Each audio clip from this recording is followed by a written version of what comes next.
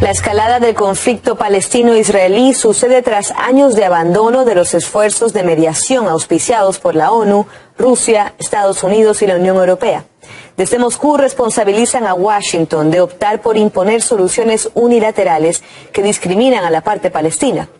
Además, parece que en Estados Unidos no están dispuestos a cambiar su línea pese al creciente número de víctimas y de destrucción. Bueno, cuando parecía evidente la salida a escena de la diplomacia, en lugar de esto lo que ocurre es que llegaron las armas. Más armas. Desde Israel informan que el primer avión con armamento estadounidense llegó a la base aérea de Nevatim, esto en el sur de Israel. Así que, como vemos, Biden para ciertos temas anda bien de reflejos y tiene reacciones muy rápidas. Además, hay que decir que si la primera opción es enviar armas, entonces la diplomacia queda evidentemente fuera de juego. Dice Sergei Ryabkov, viceministro de Relaciones Exteriores de Rusia, las negociaciones son posibles si hay interés de ambas partes. Rusia no descarta la posibilidad de contactar con Estados Unidos sobre este conflicto, pero no ve que haya las mismas intenciones desde el otro sector. Además, desde Moscú afirman que la escalada de esta crisis en Oriente Medio es consecuencia, por ejemplo, del incumplimiento de las resoluciones del Consejo de Seguridad de la ONU por parte de Occidente, como aquellas de 1967, después de la Guerra de los 6 días, que proponía como solución 2 estados y la retirada de las tropas de Israel de los territorios ocupados, y además el bloqueo de la labor del Cuarteto de Oriente Medio formado por estos 4 actores. Y bueno, Galo, también hay que ver qué dicen desde Estados Unidos o cómo lo catalogan todo, ¿no? Exacto, porque más que decir lo que hacen es etiquetar. La diplomacia ya, como vemos, quedó de lado. Antes se hablaba del arte, incluso de la diplomacia. Bueno, ahora Irán, patrocinador estatal del terrorismo, Arabia Saudí, país paria, Hamas, organización terrorista. Ponen los nombres y bueno, estos otros actores, como decíamos, también quedan del otro lado del vidrio, podemos decir que separa civilización o barbarie, la luz de las sombras, y tienen que leer del revés como es que son llamados. Además, también podemos decir que este conflicto se agrava justo cuando había algunos acercamientos, por ejemplo, Irán y Arabia Saudí, restablecimiento de relaciones diplomáticas, o Israel con Arabia Saudí y un acuerdo de paz que, bueno, habrá que ver si prospera o cómo es que avanza. Lo cierto es que si no hay acuerdo y no hay paz, por lo menos algunos tienen dónde mandar armas. Y sin duda esas divisiones vuelven más complejo el asunto. Joe Biden promueve la guerra en vez de aprovechar la oportunidad de lograr la paz en Oriente Medio.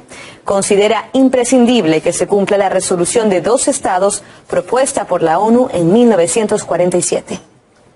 Es una oportunidad grande que el presidente Biden desaprovecha de tratar de emular las gestiones que presidentes como lo hizo Carter con los acuerdos de Camp David y como lo hizo más tarde el presidente Clinton con los acuerdos de Oslo.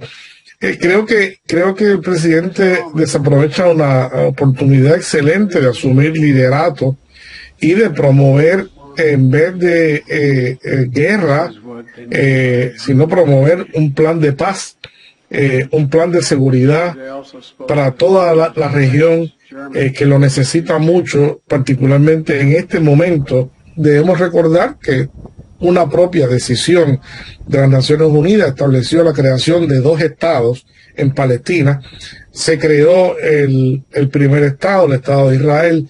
Nunca se ha creado el Estado de Palestina. Yo creo que habría que comenzar a preguntarse si en este momento realmente lo más imprescindible es retomar con decisión por parte de las Naciones Unidas y de la comunidad internacional, reclamar la creación inmediata de un Estado palestino y la aceptación por parte de Israel de una tal acción. Es insostenible para que ambas naciones puedan vivir en paz el que se cree, me parece a mí, la solución que se estableció en 1947. Vladimir Putin se refirió al conflicto palestino-israelí y evaluó la situación del mercado energético mundial.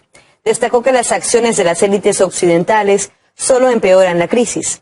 El líder ruso asistió a un foro del sector de energía en Moscú, uno de los eventos internacionales clave en el desarrollo de la industria. Pese a los intentos de algunos países de Occidente de aislar a Rusia y dañar su sector de hidrocarburos, representantes de más de 60 estados asisten al evento. Entre ellos el ministro de Energía de Arabia Saudí y el viceministro de Hidrocarburos de Venezuela. Arrancó este foro internacional de la Semana de la Energía de Rusia en un contexto difícil por el escalamiento del conflicto palestino-israelí. Por cierto que durante la sesión plenaria el presidente Vladimir Putin se pronunció sobre este tema, dijo que Estados Unidos desaprovechó una gran oportunidad, pues sustituyó las soluciones estratégicas políticas por algunos subsidios pequeños para Palestina. Esto fue lo que dijo. También dijo en este sentido que es necesario reducir a cero el número de las víctimas en ambos lados. Vamos a ampliar sus declaraciones. En los últimos años, Estados Unidos ha apostado por cerrar necesidades materiales de la población que vive en los territorios palestinos. De hecho, intentaron reemplazar la solución de problemas políticos fundamentales con limosnas. Siempre hemos dicho que esto no sería suficiente. Sin solucionar los problemas políticos fundamentales, el principal de los cuales es la creación de un Estado palestino soberano, con Jerusalén Este como su capital, es imposible resolver el asunto por completo. Se desconoce si será posible calmar la situación en un futuro próximo, pero es necesario intentar hacerlo, ya que una expansión de la zona de este conflicto puede llevar a graves consecuencias, incluso en el campo de la energía. Dijo que las consecuencias de este conflicto, si es que escala, podrían afectar al tema energético, algo en lo que previamente había insistido el secretario de prensa del Kremlin sobre, claro, la sensibilidad del mercado del petróleo. También sobre el tema energético, Putin ha dicho que va a continuar con la cooperación en la OPEP Plus y también criticó las decisiones de la Unión Europea de esta política económica, pues se negó, que llegaran los energéticos rusos a esta comunidad de estados. Y esto, por supuesto, ha afectado a la población, quienes han tenido que pagar por esto en sus facturas en los servicios. Además, impusieron restricciones y techos de precios al petróleo, generando, ya te digo, las afectaciones. Incluso recordó el ataque a los gasoductos Nord Stream, este ataque terrorista. Y el mandatario aseguró que, no hay interés por parte de la comunidad internacional de investigarlo y también incluso se han ignorado las peticiones de Rusia para participar de estas pesquisas. Ampliamos sus declaraciones. Las acciones de algunos de nuestros socios de las élites occidentales provocaron el caos en el mercado energético mundial, incluido el mercado petrolero. Las consecuencias negativas de estas decisiones politizadas están afectando a toda la economía mundial. Ahora hay que corregirlo y los participantes responsables del mercado tienen que hacerlo. En esta sesión plenaria también participó el primer ministro de Irak, quien refrendó su apoyo a la causa palestina. Entre los invitados también estuvo el viceministro de Hidrocarburos de Venezuela, Eric Pérez Rodríguez, quien criticó las sanciones unilaterales para su país y habló sobre la participación de los BRICS en la transición energética. Vamos a escuchar. Hoy el mundo tiene un nivel de pobreza energética que es 800 millones de personas que no tienen acceso a ningún tipo de energía. Ahora, desde el punto de vista de los BRICS, este bloque que se está consolidando y que próximamente va a tener incorporación en los países, tal como lo hicieron en la presentación, representa cerca del 40% del consumo global de energía y su papel va a ser fundamental en el mantenimiento y en el impulso de las nuevas tecnologías que se van a utilizar en este proceso de transición energética y cómo se va a apalancar todos los países que lo conforman. Se espera, por supuesto, que el tema energético también sea abordado entre las delegaciones de Rusia y de Arabia Saudita durante los trabajos de este foro, al que han sido convocados más de 4.000 asistentes de 60 países.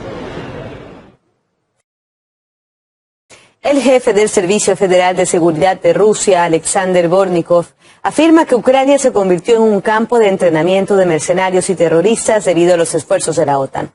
Las declaraciones surgen en el marco de una conferencia de los jefes de organismos de seguridad y servicios especiales de la Comunidad de Estados Independientes.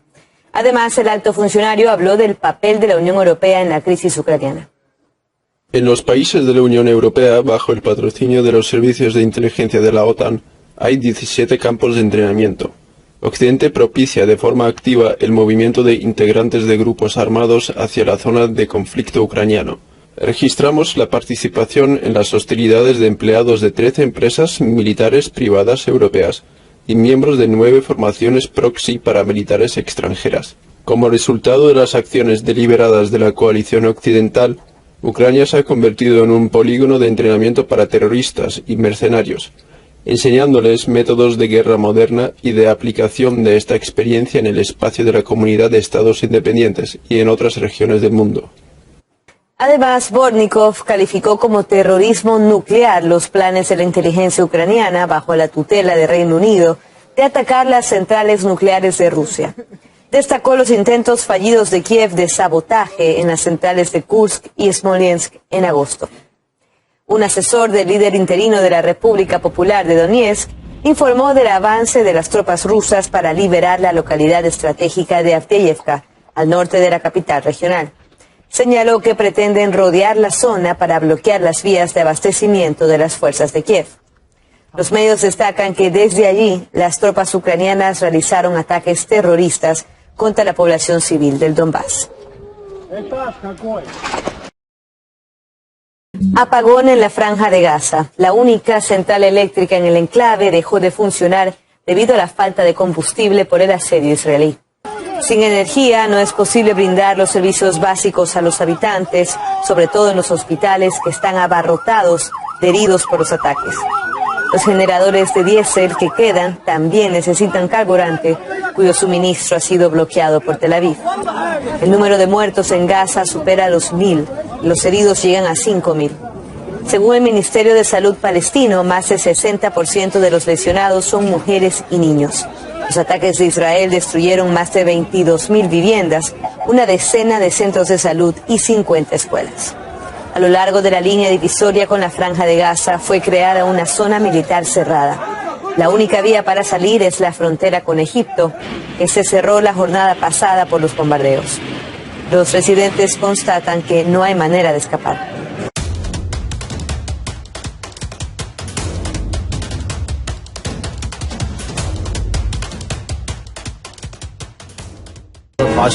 Hemos decidido abandonar nuestra casa e ir al refugio para estar en un lugar seguro por nuestros hijos. En la última guerra, nuestra casa fue bombardeada por el ejército israelí de una forma bárbara. Permanecer en casa no es seguro.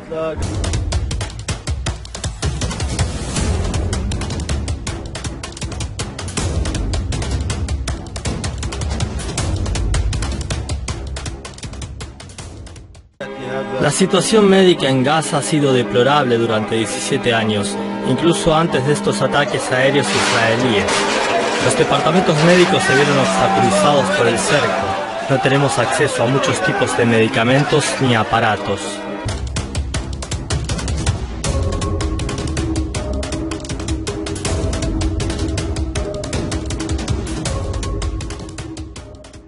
En Israel, los muertos superan los 1.200 y hay más de 3.000 heridos. La cifra sube mientras hayan más cuerpos en los asentamientos israelíes atacados por Hamas. Los combatientes de Hamas afirman que bombardean con cohetes el aeropuerto internacional Ben Gurion en respuesta a las acciones contra los palestinos.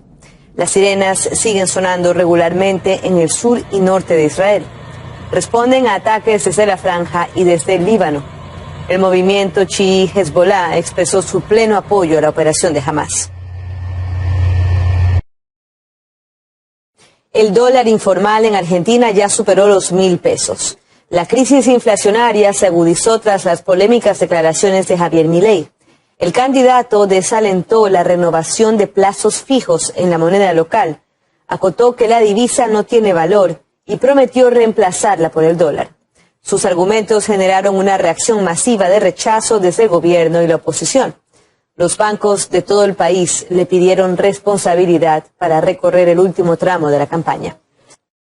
El dólar informal en Argentina superó el martes la barrera de los 1.000 pesos en un nuevo récord de la divisa que hace 16 días mantiene la tendencia alcista y genera inestabilidad cambiaria y suba de precios. El gobierno toma medidas ante la tensión. Desde hace días busca reforzar controles con operativos para desactivar las llamadas cuevas donde se vende el dólar paralelo. Estipuló además restricciones a la operación en los dólares financieros y unificó mediante una resolución los impuestos sobre la cotización de los dólares oficiales y las compras en el exterior con un recargo del 100%. El mercado también mide la capacidad de reacción del gobierno. Cuando aumenta tanto el precio del blue, un mercado del blue que es chico, que es muy chico, quiere decir que hay un shock especulativo grande. El problema es que el gobierno no puede intervenir en el mercado blue, que es ilegal.